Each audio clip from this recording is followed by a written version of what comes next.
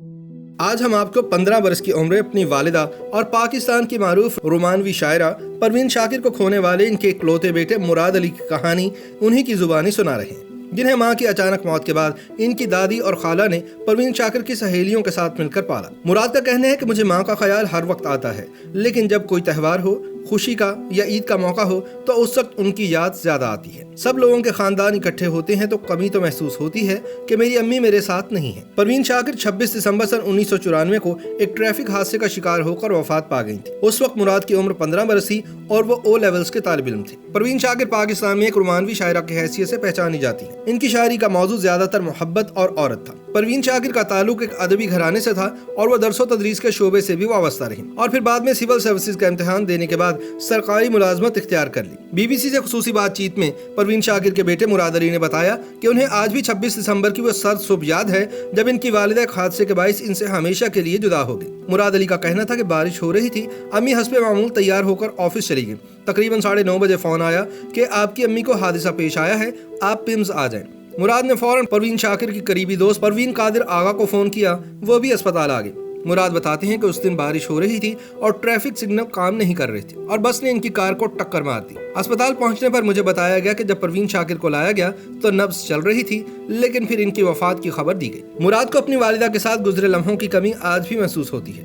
ان کا کہنا تھا کہ امی جتنی بھی مصروف ہوتی، رات کا کھانا گھر پر کھاتی تھی اور کھانے کے ٹیبل پر ہماری باتیں ہوتی تھیں، اسکول میں کیسا دن گزرا، پڑھائی کیسی چل رہی ہے، دوستوں کے ساتھ وقت کیسا گزر رہا ہے، اور تھوڑی سی سیاسی باتیں بھی ہوتی تھیں۔ اگرچہ اس وقت میں چھوٹا تھا، مجھے سمجھ نہیں آتی تھی۔ مراد علی کا کہنا ہے کہ وہ کھانے کے معاملے میں بہت نخرے کرتے تھے، لیکن ان کی والدہ ان کی پسند کے کھانے بھی بناتی۔ امی کے ہاتھ کا مٹر پلاؤ مجھے بہت پسند تھا اور امی روہو مچھلی بھی بنایا کرتی تھی جو مجھے بے حد پسند تھی۔ مراد کا کہنا ہے کہ پاکستان میں سنگل مدر ہونا بہت مشکل ہے۔ میری والدہ مشاعروں میں بھی جاتی، آفس بھی جاتی اور گھر پر بھی ٹائم دیتی۔ وہ ملٹی ٹاسکنگ کرتی تھیں۔ مجھے آج اس بات کا احساس ہوتا ہے کہ وہ خاصی محنت کرتی ہوں گی، بہت مشکل سے وقت گزارتی ہوں۔ مراد نے بتایا کہ امریکہ میں قیام کے دوران بھی ان کی والدہ نے مصروفیات کے باوجود ان کی خوشیوں کا خیال رکھا۔ ایسے ہی خوشگوار واقعے کا ذکر کرتے ہوئے مسکرا دیا۔ ان کا کہنا تھا کہ ہمیں امریکہ میں رہتے ہوئے 2 سال ہونے کو تھے اور 10-12 سال کے بچے کو کارٹون دیکھنے کا کتنا شوق ہوتا ہے، اور امریکہ میں ہوتے ہوئے ایک جگہ جانے کا بہت دل کرتا ہے کہ ڈزنی لینڈ دیکھیں۔ مجھے بڑا افسوس ہوا تھا کہ ہم وہاں نہیں جا سکے۔ ایک دن امی نے کہا کہ ہم ایک نئی جگہ جا رہے ہیں۔ میں نے پوچھا کہاں، تو امی نے کہا کہ چلتے ہیں ذرا۔ پھر اگلے دن وہ مجھے ڈزنی لینڈ لے گئے۔ مراد کے بقول اس دن وہ اس بات پر بہت خوش تھے کہ ان کی والدہ نے ان کی خواہش کو یاد رکھا۔ مراد علی پروین شاکر کی اکلوتی اولاد تھے اور ان کی محبتوں کا مرکز بھی، لیکن وہ پھر بھی انہیں خود سے دور کرنا چاہتی تھی۔ اس کی وجہ بتاتے ہوئے مراد نے کہا کہ وہ مجھے کہتی تھی کہ آپ کو بورڈنگ اسکول میں ڈال دیں گے۔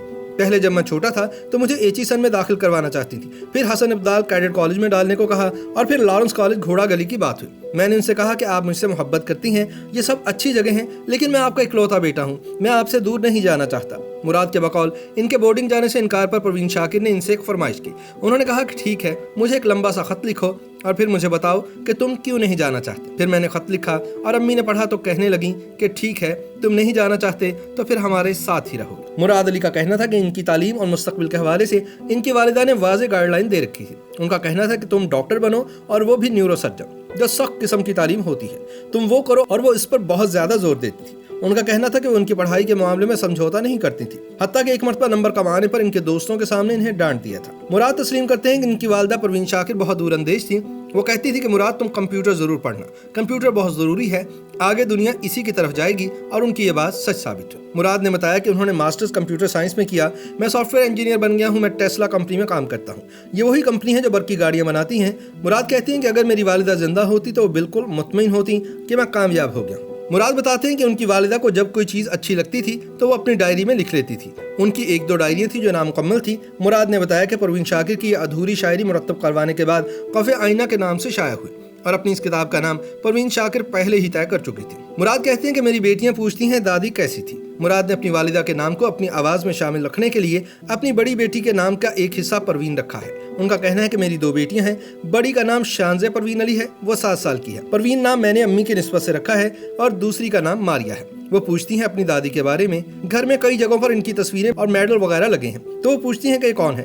میں بتاتا ہوں کہ آپ کی دادی جان ہے، تو اس وقت یہ افسوس ہوتا ہے کہ امی ان سے مل نہیں سکتی۔ اس وقت امی کا مجھے بہت خیال آتا ہے۔ مراد علی کہتے ہیں کہ امی کے جانے کے بعد میں نے بہت تنہائی محسوس کی، کیونکہ میرا نہ کوئی بھائی تھا نہ بہن۔ ایسے میں میری خالہ اور نانی میرے پاس اسلام آباد آ کر رہنے لگے۔ پروین شاکر کی وفات کے بعد ان کے دوستوں نے حتی الامکان کوشش کی کہ انہیں ماں کی کمی محسوس نہ ہونے دے۔ مراد کا کہنا ہے کہ مجھے امی کی فرینڈز نے مل کر پالا ہے، اگرچہ ماں کا کوئی نیم البدل تو نہیں، لیکن امی کی فرینڈز میرا خاندان بن گیا اور ان کے بچے میرے کزنز۔ مراد کے بقول پروین قادر آغا نہ صرف ان کی والدہ کی ہم نام تھی بلکہ انہوں نے ان سے ماں جیسی محبت بھی کی۔ پروین شاکر کی سرکاری ملازمت کی وجہ سے انہیں اسلام آباد میں مختلف جگہ پر سرکاری گھر ملے۔ وفات سے قبل جو انہیں آخری مکان ملا تھا وہ G10-2 میں تھا۔ مراد کا کہنا ہے کہ جب امی کی وفات ہوئی تو حکومت نے یہ مکان میرے پاس ہی رہنے دیا جب تک کہ میں نے گریجویشن نہ کر لی۔ مراد کی تعلیم کا بیڑا بھی حکومت وقت نے اٹھایا تھا۔